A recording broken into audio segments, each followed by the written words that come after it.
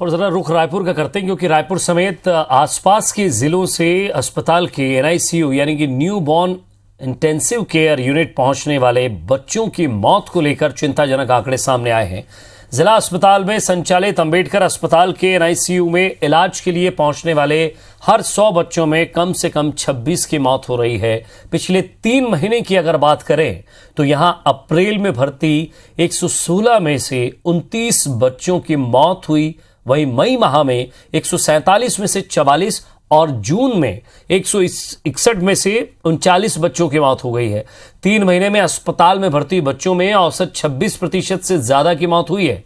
NICU के प्रभारी doctor ओंकार खंडलवाल बताते हैं कि बच्चे पहले ही गंभीर स्थिति में हैं, दूसरे जिलों से रेफर होकर रायपुर आते हैं, जिसके कारण कई बार उन्हें बचाना मुश्किल हो जाता है। वहीं कांग्रेस के चिकित्सा प्रकोष्ठ के अध्यक्ष डॉक्टर राकेश गुप्ता का कहना है कि ये आंकड़ा चिंताजनक है। जरूरी है कि दूसरे मेडिकल कॉलेज को भी जल्द अपग्रेड किया जाए और गर्भवती महिलाओं की पूरी गंभीर स्थिति में बहुत सारे बच्चे जो लाए जाते हैं, वो उनमें से तकरीबन, जैसा मैंने आपको बताया, इंगित किया कि 20-25% के आसपास में हमारी मोर्टेलिटी रेट हमेशा रहती है। रेफ़र किए हुए बच्चे होते हैं, तो वो बच्चे हमारे पास में आम तौर पे काफ़ी गंभीर हालत में पहुंचते हैं। ठीक है। और दूसरा यह है कि माताएं जो गंभीर हालत में यहाँ लाई जाती हैं स्त्री रोग विभाग में, उनकी जो डिलीवरी यहाँ होती है, तो जो आने की प्रक्रिया है वहाँ तक में माँ के पेट में कई कारणों से बच्चा कंप्रोमाइज़ हो जाता है। बहुत कॉम्प्लिकेटेड मरीज आते हैं, पूरे प्रदेश से आते हैं। बच्चों का वजन कम होना, इन्फेक्शन होना या बहुत लेट रेफरल होना, ये एक प्रमुख कारण है। पेरीफेरी में मेडिकल कॉलेज हैं या फिर जिला अस्पताल हैं या कम्युनिटी हेल्थ सेंटर है, वहाँ के शिशु रोग सेंटर यदि अच्छा काम करेंगे, एनआईसीयू अच्छा काम करेंगे, तो मृत्यु दर स्वाभाविक रूप से कम हो जाएगी। क्योंकि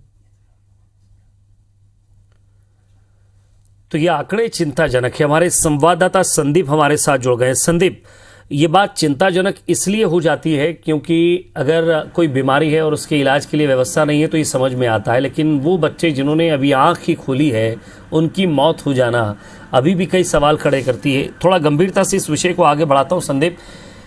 जी बिल्कुल, देखिए पंडित जी, गंभीर इसलिए है क्योंकि हर 100 बच्चे में से 25 बच्चे से लेकर 28 बच्चों की मौत हो जा रही है जो एनआईसीयू में भेजे जा रहे हैं। इसमें एक बात तो स्वास्थ्य व्यवस्था की पूरी पोल ये खुलती है कि रायपुर में ठीक है, आपकी चिकित्सा व्यवस्था ठीक होगी, लेकिन रायपुर के आसपास के जिले हैं जहां पर गर्भवती महिलाओं का ट्रीटमेंट चल रहा है, वो जब रायपुर भेजी जाती हैं, या तो उनके पेट में ही बच्चा खत्म हो जाता है, या रायपुर भेजने पर, मतलब रायपुर जब बच्चों को भेजा जाता है तो वो अति गंभीर स्थिति में पहुंच चुके होते हैं। तमाम जो है प्राथमिक स्वास्थ्य केंद्र है, जिला अस्पताल है रायपुर के आसपास, और रायपुर में भी कई जगह ऐसा है कि जहां पर डिलीवरी होती है वहां इतनी स्थिति बिगड़ जाती है, तब जाके जिला अस्पताल में जो एनआईसीयू अभी चल रहा है अम्बेडकर अस्पताल का, उसका मुंह जो है वो ताकना पड़ता है। और कहीं ना कहीं ये पूरी स्वास्थ्य व्यवस्था की पोल खोल रही है कि गर्भवती महिलाएं जो हैं उनकी जो है देख रेख में बहुत ज्यादा लापरवाही हो रही है, और ये आंकड़ा जो है कहीं ना कहीं प्रदेश का जो शिशु मृत्यु दर है उसे भी बढ़ाएगा, और देश का जो शिशु मृत्यु दर है वो भी बढ़ाएगा, जिससे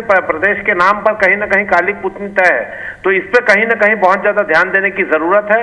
खुद डॉक्टर ओंकार खंडवाल जो है वो बता रहे हैं कि बहुत गंभीर स्थिति में आते हैं। डॉक्टर राकेश गुप्ता जो कांग्रेस के चिकित्सा प्रकोष्ठ के अध्यक्ष है, वो बता रहे हैं कि महिलाओं को जैसे जिन माध्यम से रायपुर लाया जाता है गर्भवती महिलाओं को, वो इतनी खराब व्यवस्था होती है, चाहे वो सरकारी व्यवस्था से है चाहे प्राइवेट व्यवस्था से, उनके पेट में ही बच्चों को बहुत ज्यादा डैमेजेस हो जाते हैं, या बच्चों को अंत तक वहां रख के कोशिश की जाती है। एक सवाल यहाँ उठता है कि आप छत को मजबूत कर रहे हैं, नींव आपकी मजबूत नहीं है। चलिए, आपको अगर यहाँ और कुछ संसाधनों की जरूरत है या कहीं और आप खोल सकते हैं, लेकिन जिलों के अंदर यानी कि एनआईसीयू नहीं है, और अगर है तो प्रॉपर काम नहीं कर रहे हैं। दूसरा, आपकी आंगनबाड़ी से लेकर पोषण आहार से लेकर एएनएम से लेकर तमाम वो लोग जो इन लोगों को जागृत करते हैं, इनको समझाते हैं, बताते हैं गर्भवती महिला को क्या खाना है, कैसे रहना है, कैसे आगे बढ़ना है, यानी ये सब योजनाएं कहीं ना कहीं धरातल पर अभी भी दम तोड़ रही है, इसलिए ये बच्चे दम तोड़ रहे हैं। ये समझने की जरूरत शायद आपकी रिपोर्ट से यहाँ आती है।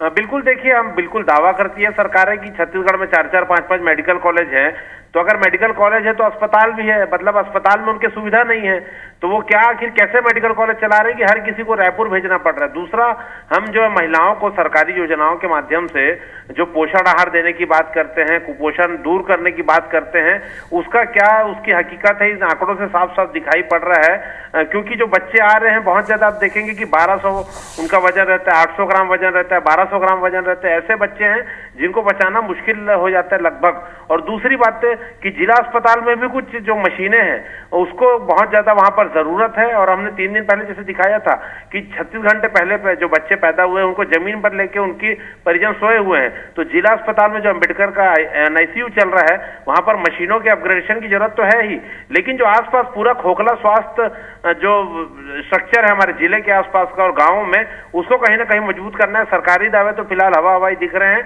और यही कारण है कि अब देखिए कि 6 से 7 बच्चे की रोज वहां पर डिलीवरी अगर होती है या 10 बच्चों की डिलीवरी होती है तो उसमें 2 बच्चों की मौत हो जाती है।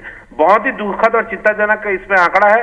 अब देखते हैं कि भाई सांसद सुनील सोनी ने इस पे संज्ञान लिया है। उन्होंने कहा है कि स्वास्थ्य मंत्री से बात करेंगे कि सरपंचों पंचों और सबके माध्यम से इसको सुधारा जाए। लेकिन देखते हैं इस पर प्रदेश सरकार या स्वास्थ्य विभाग जो हमारा है क्या इस पे एक्शन लेता है, क्योंकि जहां से शुक्रिया संदीप इस तमाम बातचीत के लिए। तो तमाम तरह की बातें, चांद पर पहुंचने की बातें, अंतरिक्ष में रुकने की बातें, यहाँ इस हालत में ये कहना होगा कि शायद हमें अभी भी गांव को मजबूत करना होगा, महिलाओं को मजबूत करना होगा और अभी भी शिक्षा की कमी और साथ ही साथ जो कार्यकुशलता है उसकी कमी ज़रूर नज़र आती है।